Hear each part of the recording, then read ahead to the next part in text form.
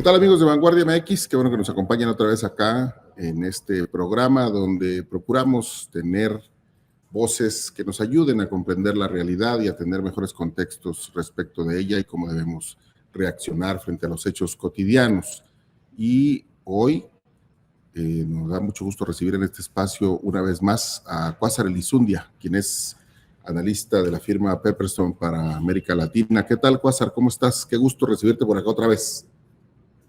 ¿Qué tal, Carlos? Muy bien, gracias a Dios. Aquí ya de regreso ahora sí que al orden habitual de trabajo. Ahí la semana pasada estuve fuera de la ciudad de viaje, pero ya gustoso estar de vuelta y pues aún más gustoso de estar contigo y con toda tu audiencia, mi estimado. Muy bien, pues hoy vamos a hablar de un tema que escuchamos mucho en las noticias, que nos ocupa a los periodistas, en las páginas de negocios de los diarios o en los apartados de este espacio, en las páginas web. Se comenta muchísimo, hay un montonal de publicaciones especializadas y es la inflación. Y es un término que hemos escuchado toda la vida, Quasar, pero pues que no necesariamente comprendemos. Entonces, ¿cómo podríamos describir con términos, digamos, accesibles a todo mundo qué es esa cosa que se llama inflación?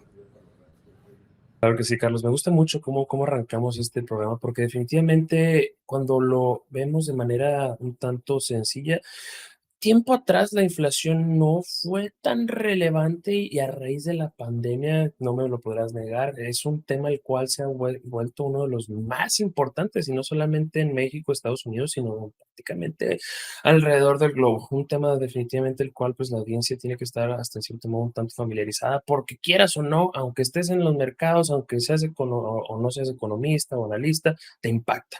Ahora, vamos a hablar un poco de la cuestión inflacionaria. ¿Qué viene siendo? La inflación como tal es básicamente una métrica económica la cual dictamina el incremento de una canasta de bienes y servicios en un lapso de tiempo. Eso como tal vendría siendo la definición. Poniéndolo esto de manera bastante sencilla, es qué tan más caro ahora son esos productos y servicios los cuales la gente común en el día a Pero, día termina incurriendo. pero, Quasar, hay que tener cuidado porque, digamos, cuando nos dicen que la inflación es del 3, del 4 o del 8 o del 20, no quiere decir que todas las cosas subieron ese porcentaje sus precios. Efectivo.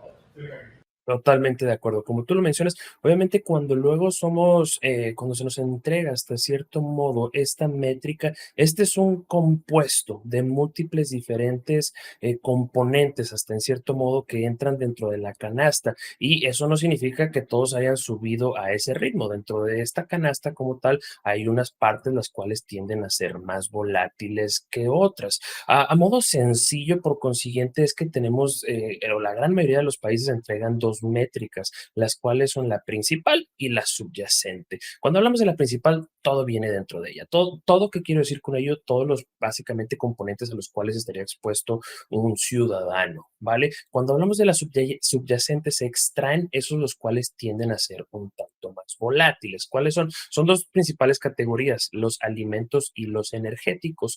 ¿Por qué se extraen? Porque estos a cierto modo son un tanto más volátiles en periodos más de tiempo, un tanto más cortoplacistas, por así decirlo, y luego esos tienden pues hasta en cierto modo luego manchar un tanto lo que pudiera ser un continuo incremento de los precios a modo pues un tanto más sin esas partes volátiles pues.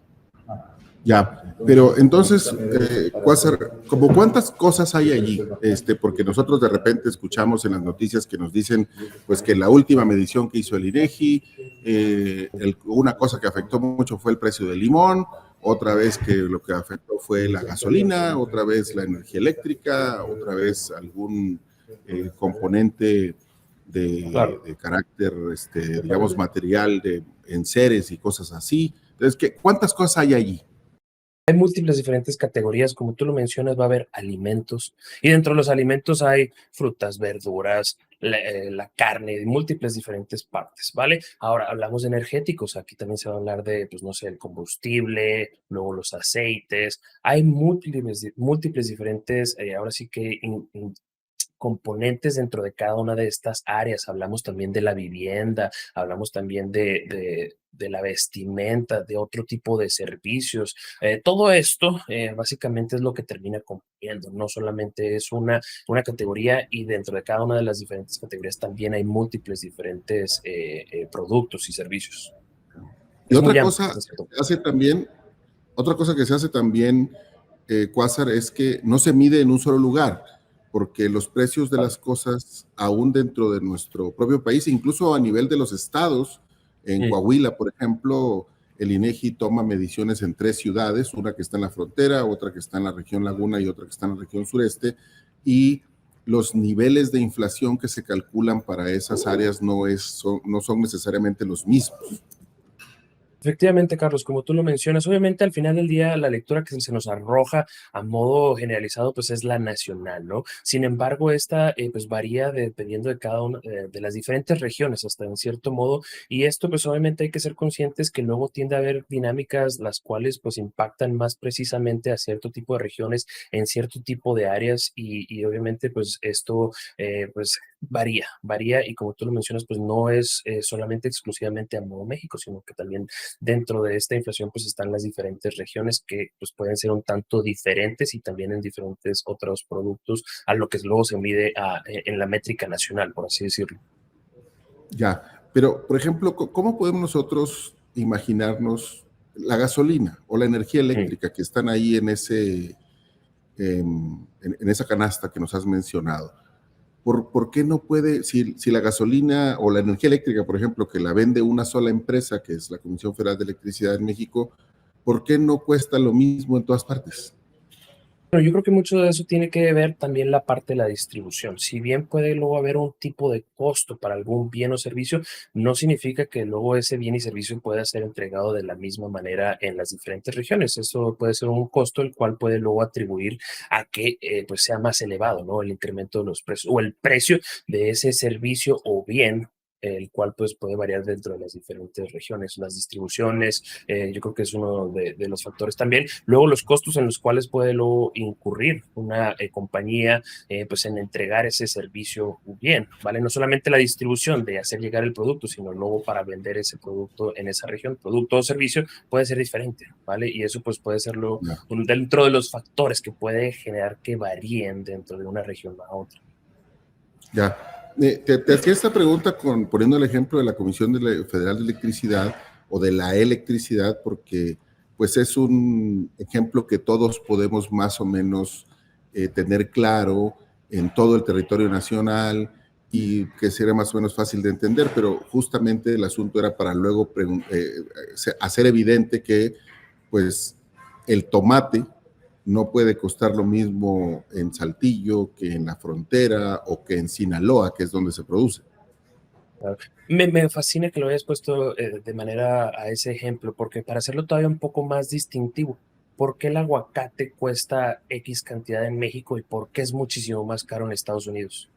Porque para hacerlo llegar, pues hay una muchísimo mayor distancia, y luego se incurren en otro tipo de costos, los que van un poco más de la mano de la distribución, y prácticamente la distribución, que sería lo principal que puede generar ese cambio de costo, ¿vale? Y también, bueno, ya nos metemos ahí en cuestiones un poco económicas, qué tanta demanda hay. A lo mejor ya hay menos bienes o menos aguacates en Estados Unidos, y aparte hay mucha demanda en Estados Unidos de aguacates. Ahí ya empiezas a meter otro tipo de factores, los cuales pueden incurrir en que el precio sea diferente en una región a otra. Claro, hablando del aguacate en Estados Unidos, bueno, en los días, la semana del Super Bowl, ¿no? Es una cosa de locos, el asunto del aguacate y el guacamole. Claro, efectivamente. No hay tantos aguacates como lo va a ser el caso de México, y luego, pues, debido a que existen este tipo de reuniones, las cuales se celebran prácticamente en modo nacional, y es uno de los productos que luego puede ser utilizado, pues, incrementa mucho la demanda por una cierta cantidad limitada de bienes, en este caso hablando del aguacate, y eso es, ¡pum!, incremento del precio, que eso básicamente viene siendo la inflación, ¿no? Que luego nosotros la conocemos a modo generalizado cuando ya se encuadra hasta cierto modo de todos los diferentes bienes y servicios en las diferentes categorías. Ok, ya nos has explicado pues entonces que la inflación esencialmente es el incremento de los precios en Ujú. un cierto periodo. Se toma Exacto. una medición al principio, se toma una medición al final de diferentes cosas Ujú. y la variación que hay en esos precios es lo que ayuda a hacer el cálculo del número que finalmente, en el caso de México, el INEGI nos da a conocer cada trimestre. Eh, Efectivamente. pero, pero el asunto es que cuando hablamos o escuchamos hablar de la inflación, lo que decimos es que hay una meta y que no debiera de pasar de cierto nivel, y si no Mm. está dentro de ese nivel, entonces es malo. ¿Por qué es malo que la inflación no esté controlada? Fascinante, sí, efectivamente, cuando se habla de niveles inflacionarios, la inflación no es mala, ¿vale? Lo que sí es malo es cuando la inflación se ubica por niveles superiores a los deseados. Ahora, los niveles tienden deseados, los que son establecidos hasta en cierto modo por bancos centrales, los cuales son independientes, ¿vale? En los países desarrollados está por el 2%, países en vías de desarrollo son de 3%, luego tienden a tener bandas. ¿Vale? ¿Por qué esos niveles son deseados? Vamos a ponerlo y son deseados porque hasta cierto punto el que haya este tipo de incrementos de precios genera que continúe habiendo este dinamismo en la economía. ¿Por qué es esto? Porque si sabes que muy probablemente el precio va a ser un poco más elevado en un futuro, esto luego va a incentivar a que los participantes económicos pues incurran en estos gastos probablemente de manera un tanto más pronta a esperar a que posteriormente sean más elevados. ¿Por qué no es buena cuando es muy elevada? Esto principalmente tiende a tener luego un impacto de la mano de desarrollo económico a largo plazo. Vamos a ponerlo de esta manera, Carlos. Si, por ejemplo, somos una compañía la cual, o un actor económico, el cual se destina a hacer un proyecto a largo plazo, ¿qué es lo que primero tienes que saber? ¿Cuáles van a ser mis costos? ¿Cuáles van a ser mis costos en el año 1, 2, 3, 4, 5? Vamos a poner un proyecto relativamente, pues sí, un poco a largo plazo, pero no tan a largo plazo. Estamos hablando de un proyecto de 50 años, ¿vale? Tienes que saber cuáles son los costos. Y si, por el lado contrario, en lugar de decir, pues sé que van a ser en torno al 3%, son de a lo mejor y de 50, de 40, de 30, y luego no tienes una continuidad, una estabilidad, ¿qué es lo que eso termina generando? Que sea muy complejo hasta en cierto modo establecer cuáles van a ser tus costos futuros y por consiguiente luego la capacidad de pronosticar y de proyectar adecuadamente pues es más difícil y eso termina desincentivando que luego haya este tipo de búsqueda de desarrollos, ¿sí? Ahora, está el lado contrario, porque solamente hasta el momento hemos hablado de cuestiones de la inflación, porque inflación a cierto nivel es buena, ya hablamos, incentiva hasta en cierto modo el dinamismo económico, porque es muy mala cuando es muy elevada. ¿Qué pasa cuando no hay inflación? ¿Qué pasa cuando hay deflación? Ese es uno de los peores temores que existe en la parte de la política monetaria. ¿Por qué este es el caso? Porque hasta en cierto modo, imagínate, ponte a pensarlo de esta manera, Carlos. Si sabes que el día de mañana lo que tú vas a comprar va a ser más barato, ¿por qué voy a Espero, gastar hoy en día? ¿sí? Me espero. ¿Y qué es lo que eso termina generando? Que haya una menor actividad económica. Ese ha sido uno de los grandes problemas que ha estado enfrentando pues, países tales como Japón. Y de hecho no hay que irnos tan lejos. Antes de la pandemia era una cuestión la inflación, la cual pues preocupaba mucho a países tales como, bueno, en el caso de Estados Unidos, si bien no tan drástico en la eurozona, era un poco más estar al borde de cuestiones deflacionarias. Y como venimos mencionando, eso luego es bastante complejo porque pues, simple y sencillamente esa es una temática a la cual la gente no hay interés alguno de por qué voy a ahora sí que apresurar una compra si va a ser más barata en un futuro. A modo contrario, que si sabes que va a incrementar un poco, pues hay que hacerlo, hay que prevenir ese posterior gasto mayor. Si es muy elevada, pues no sabes ni cuánto va a ser y luego te puede poner en un freno, ¿vale? De desarrollo económico. Eso a grandes rasgos es el por qué luego existen estos objetivos para responder tu pregunta del 2 al 3%, que una vez más varía dependiendo de cada uno de los diferentes países y de los regímenes que tenga la parte de política monetaria. Ya, entonces sería correcto decir, Quasar, que la inflación incluso es necesaria, nada más que Es sea necesario. chiquita. Exacto. Eso, de hecho, por consiguiente, los bancos centrales tienen ese mandato. Es importantísimo, es necesaria.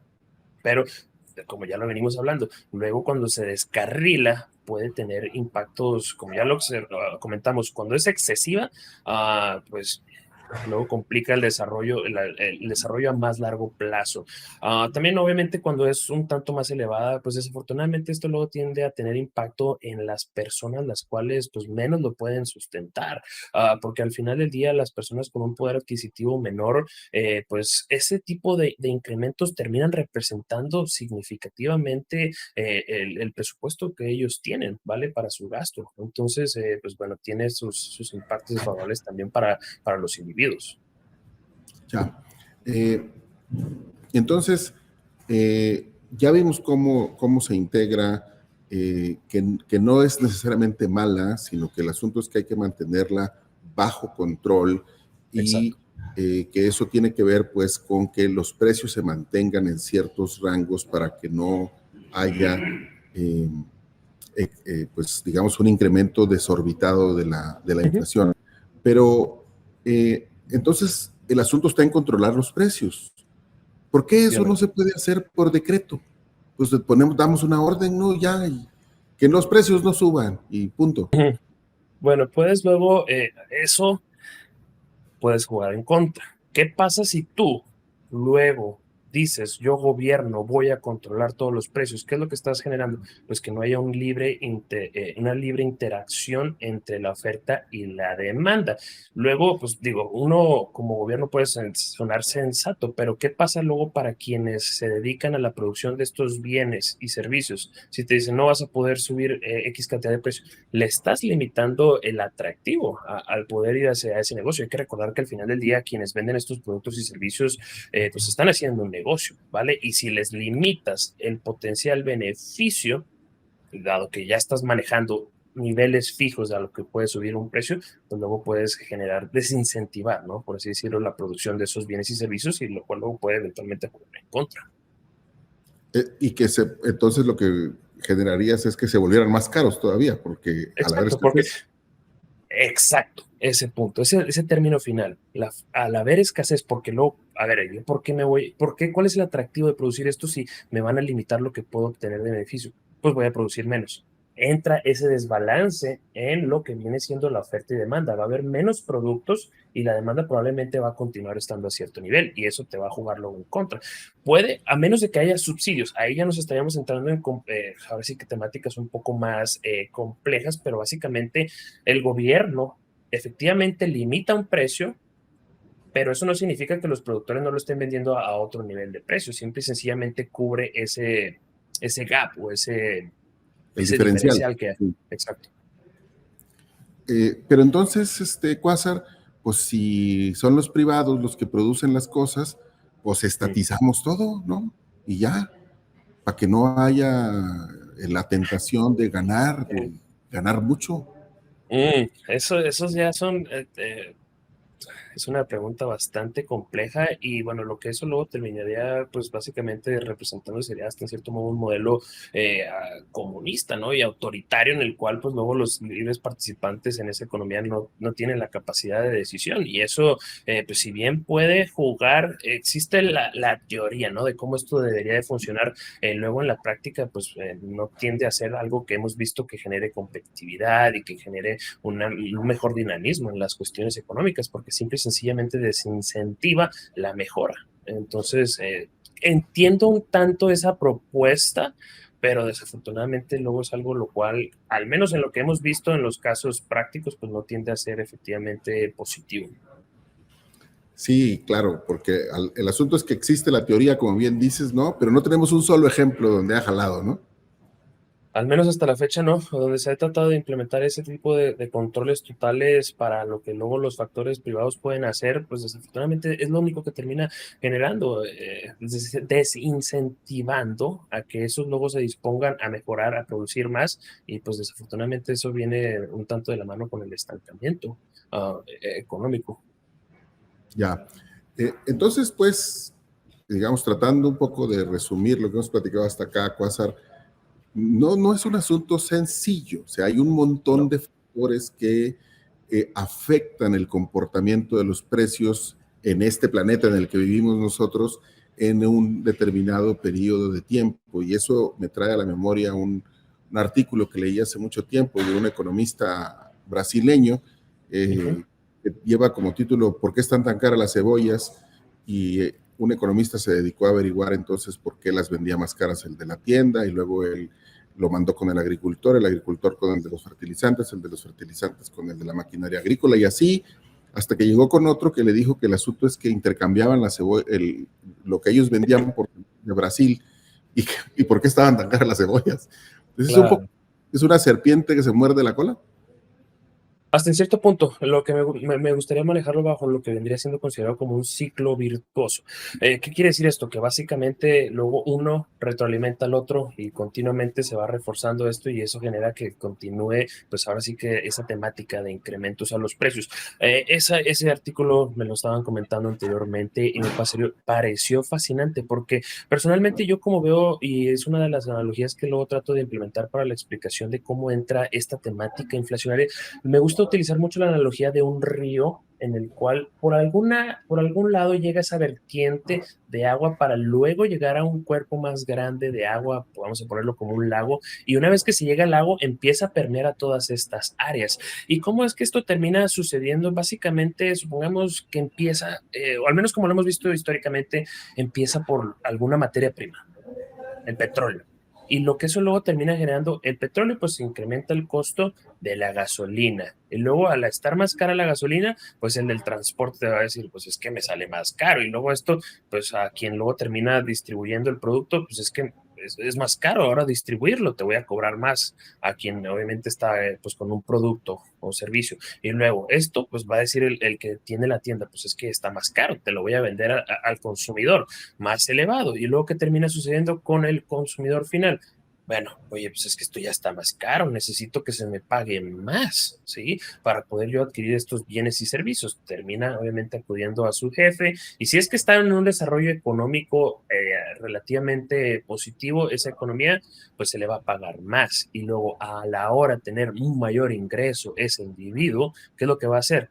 Pues va a ir a utilizar esa mayor cantidad de dinero a perseguir esos bienes, los cuales hasta cierto modo son limitados, y por consiguiente ahora pues hay una mayor cantidad de dinero persiguiendo esos bienes, y así no la llevamos, pues ahora pues, cuesta más la gasolina y luego el transporte y todo esto subsecuentemente. Y Así luego se continúa retroalimentando por sí sola. ya claro, y se realimenta de múltiples formas además, ¿no? Porque imagino que el dueño de la empresa o del negocio donde esta persona fue a pedir más salario y se lo dieron, pues también lo va a tener que repercutir Sobre los luego en costos de sus el productos costo o que vende, servicios. ¿sí? Efectivamente. Y así es como vuelve todo ya lo venimos comentando. Es un ciclo el cual por sí solo se va retroalimentando. Oye, pues mira, ¿Cómo se puede limitar? Ah, perdona. no, es que te iba a decir justo para allá iba a eso. ¿Cómo esto, digamos, suena a rocket science o a brujería? Entonces, o sea, ¿quiénes son los brujos? ¿Quiénes son Claro. los magos que pueden entrar en esta cosa y decir, aquí le picamos y aquí le contenemos y aquí le cortamos y esto entonces se va a entrar ahí en ese terreno que queremos de entre el 0 y el 3%? Claro, bueno, ahí lo que uno puede hacer, un gobierno, es buscar incrementar o apoyar donde se está viendo ese déficit, esa parte la cual está siendo la principal vertiente bajo la cual incrementan los precios y luego termina permeando las diferentes áreas, tratar de incrementar la producción. Esa es una, ¿sí? Para poner un caso de ejemplo, una de las cosas que vivimos durante los últimos años, tuvimos mucha inflación. Y vino por múltiples diferentes factores. Por un lado estaba la cuestión de que los bienes pues no estaban llegando donde tenían que llegar, porque cambió mucho. La pandemia cambió hasta en cierto modo el cómo consumíamos. Pasamos de ser a una economía en la cual a gran parte consumía servicios, a luego simple y sencillamente estar limitados y pues a nada más estar comprando cosas, y adicionalmente las cosas pues no estaban llegando. ¿Por qué? Porque todas las cadenas de suministro estaban paradas, ¿no? Entonces, lo que puedes hacer es incrementar la producción. Ok, vamos a generar que haya un flujo adecuado o que se produzca más de este tipo de bienes, o tratar de arreglar las cuestiones en los puertos. Esa es una. O la otra es, hey, no gasten tanto. no gasten, para que de esa manera pues limitar un tanto la demanda y pues limitar un tanto el que luego esa cantidad de dinero vaya a perseguir estos bienes los cuales están limitados. Están esas dos vertientes, ¿vale? Es como por así decirlo, regresando un tanto a cómo planteaste la pregunta, pues ¿quiénes son esos magos? Puede ser el gobierno, ya sea a través de cuestiones un poco más directas en cuanto a cambios en cómo ellos luego directamente buscan intervenir en el mercado, o lo pueden hacer a través de política monetaria que luego como tienden a limitar un tanto el gasto, pues es a generar que el costo del dinero sea más elevado. Lo que eso luego termina generando, pues, mejor en lugar de gastar, ahorro, y esos ahorros me pagan más, y eso limita un tanto la demanda, y le pone hasta en cierto modo una traba a ese círculo virtuoso que habíamos estado hablando anteriormente. Esas son las herramientas, por así decirlo, que puede utilizar un gobierno para tratar de limitar este proceso. Oye, Quasar, un poco para cerrar esta parte, digamos, teórica de nuestra charla, al principio comentaste que la inflación antes no era tan importante y que ahora se ha vuelto muy importante. ¿Qué fue lo que pasó en el mundo que la inflación ahora ocupa un lugar más relevante que antes? Vamos a ahora sí que darnos el beneficio de verlo desde un punto de vista de mayor amplitud. Cuando hablamos de las décadas anteriores, hasta en cierto modo la inflación entró en un proceso el cual pues no era tan elevada. Uno de los principales factores que contribuyó a esto es la incorporación de China a la cuestión de exportación de bienes a nivel mundial, ¿no? Cuando se entra a la Organización Mundial del Comercio, ¿no? Básicamente eso luego permitió que sus bienes pues fueran exportados y eso luego terminó pues generando que haya una mayor cantidad de bienes durante eso y también las cuestiones tecnológicas, también la cuestión tecnológica luego puede generar mayores eficiencias y todo eso puede ser un factor el cual pues así que genera una temática en la cual la inflación no sea tan elevada. Obviamente llegamos a un punto bastante interesante que fue, como ya lo veníamos comentando, la pandemia. La pandemia, como lo mencionamos ahorita, cambió radicalmente muchas cosas. Por un lado, la manera en la cual la gran parte del dinero se utilizaba en lugar de hacia servicios, un poco más hacia el consumo. Adicionalmente, pues obviamente los bienes no estaban fluyendo de manera tan adecuada, estaban cerrados muchos puertos, muchas cadenas de producción pues estaban paradas. ¿Por qué? Porque la gente no estaba trabajando, todos se supone que deberían de estar en cuarentena. Entonces eso generó pues esta temática de incrementos a los precios. Eso por un lado. También adicionalmente hay que recordar que en muchos de los países se llevaron a cabo medidas las cuales de alguna u otra manera pues reducían el costo del dinero o le daban directamente inyecciones hasta en cierto punto de ingresos a los ciudadanos para que gastaran. Entonces, todo esto puesto en conjunto generó que se desarrollara esta temática inflacionaria, la cual no se había visto en décadas. Para que se tome esto a perspectiva, no era desde los 80s cuando llegamos a ver este tipo de niveles de incrementos de los precios. Y en ese entonces también fue una temática relativamente similar. Fue un poco la cuestión con la OPEP y luego eso generó los incrementos de los precios del petróleo y por ahí entró. Por ahí entró la inflación y después, posteriormente, pues se fue ampliando hacia otro tipo de áreas. Entonces, bueno, básicamente esa es la razón por la cual tiempo atrás, hace 10 años, el problema era en Europa no había inflación, ¿sí? En Estados Unidos estaba en algunos puntos por debajo del 2%, en Japón era la temática deflacionaria, ese era el por qué pues anteriormente pues no era una preocupación como lo es hoy en día, que si bien aquí es importante recalcar, se ha hecho mejoría a que en la gran parte de los países a nivel global vaya hacia los objetivos deseados en sus diferentes bancos, de sus diferentes bancos centrales, todavía se encuentra por encima de ella. Y por consiguiente, al estar todavía por encima de esos niveles objetivos, pues es tema de relevancia, ¿no? Uno el cual hasta la fecha continuamos escuchando. Ya.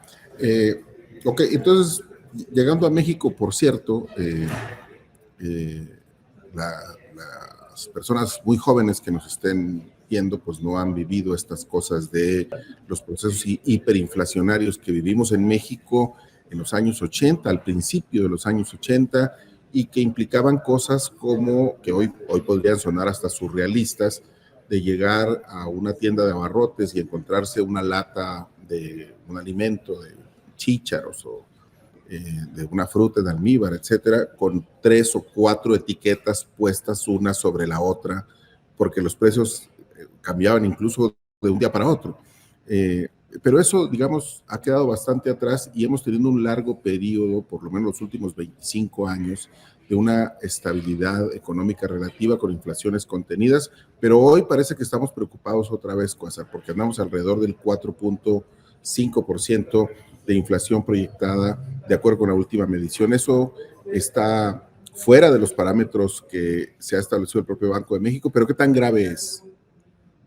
Bueno, efectivamente, desafortunadamente, y volvemos a esta parte de quiénes tienden a ser los más susceptibles. Este pues, incremento de 4.76, 4.5%, dependiendo de la métrica que se esté observando, pues es algo lo cual tiende a impactar significativamente luego a quienes menos tienen la capacidad de sustentar este tipo de incrementos en los precios. Desafortunadamente, a lo mejor y a una persona con un mayor poder adquisitivo que le suban el precio de alguna verdura o de algún tipo de carne, pues no es tan significativo. El día a día puede continuar. Sin embargo, para una persona la cual pues tiene un presupuesto un tanto más limitado, ese tipo de incrementos pueden ser la diferencia entre me alcanza para realmente abastecer a mi familia de manera adecuada desde un punto de vista alimenticio y las otras necesidades. Entonces es importante, es importante, y si bien una vez más algunos tipos de familias o de grupos no les impacta tanto, luego al grosso poblacional pues es algo lo cual impacta significativamente. Entonces es importante que si bien sí existen estos niveles de inflación que no sean tan elevados, porque una vez más tienden luego también impactos desfavorables, porque hay que recordar que al final del día la inflación, este incremento en los precios, lo que termina luego representando es que tu capacidad adquisitiva es menor. Lo que anteriormente te permitía comprar cierta cantidad de bienes o servicios, pues ya no te alcanza para ello. Y eso pues es una pérdida de calidad de vida. Claro. Muy bien. Cuásar, pues de verdad ha sido una charla muy didáctica la de hoy. Te agradezco mucho que hayas tenido la paciencia de explicarnos con bolitas y palitos cómo está este asunto de la inflación y cómo se come. Claro. Sí, de verdad, bueno, pues, la verdad, un placer y muchísimas gracias por este espacio, gustoso aquí de poder apoyar un tanto en tratar de aterrizar, ¿no? Este tipo de conceptos, los cuales luego pues pueden ser un tanto complejos de comprender, pero sin embargo son importantísimos porque quieras o no, pues es algo independientemente de nuestro rol en la economía o en el país, pues nos afectan. Entonces sí, sí es bien importante su adecuada comprensión. Ya está. Cuásar Elizundia, quien es estratega de negocios de la firma Pepperstone, que nos acompaña desde Las Vegas, Nevada, ¿sí, verdad? Desde Las Vegas. Cuásar. Correcto, sí. Ujú. Muy bien, pues muchas gracias otra vez y espero que te podamos ver pronto por acá para seguir platicando de los temas que tú dominas también y que eso nos sirva a orientación a quienes somos legos en esas materias. Gracias, Cuásar, gracias a usted por acompañarnos. Nos vemos aquí en la próxima.